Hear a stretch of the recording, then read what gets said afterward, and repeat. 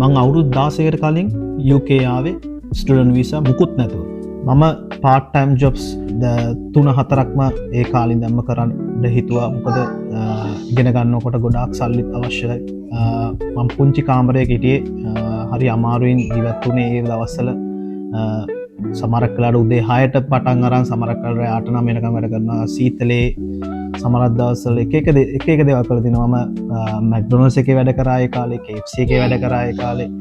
එක part time jobs එක තැන්වල වැඩ කරා. petrol station වල තෙල් ගාලා තියෙනවා. උඩ කියන්න ඕනේ නැහැ, ගොඩාක් කටු ජීවිතයක් ගත කරා ඒ කාලේ. අද මම කරන්න තියෙන දේ මම හොඳට කරගත්තා. මම ඉගෙන ගත්තා. මම accounts තමයි කරේ. හොඳට කරලා ඉගෙනගෙන මගේ ඩිග්‍රිය මම කොහොම හරි කරගත්තා. ඊට පස්සේ මම ඔහොම යන අතර තමයි මට මගේ වයිෆ් හම්බ වෙන්නේ. එයා ජර්මන්. අපි ඉගෙන ගන්න කාලේ තමයි අපි හම්බ වෙන්නේ විශ්වවිද්‍යාලය යන කාලේ.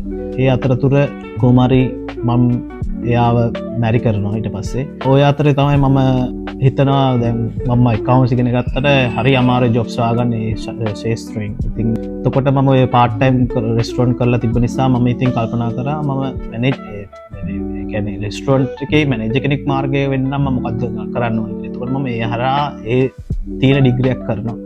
එතකොට ඒ ඩිග්‍රී එක කළා මම restaurant manager කෙනෙක් වෙනවා.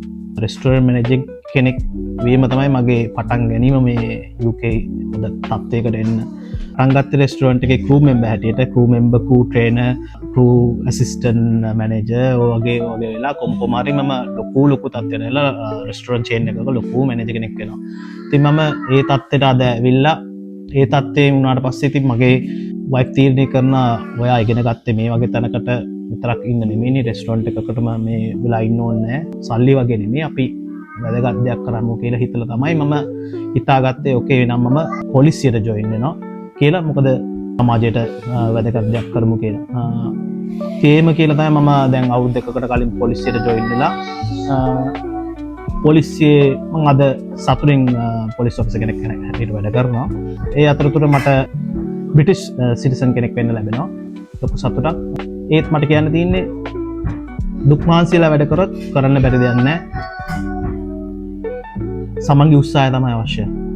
උත්සාහයෙන් වැඩ කරන්න සතුටින් ජීවත් වෙන්න පුළුවන්.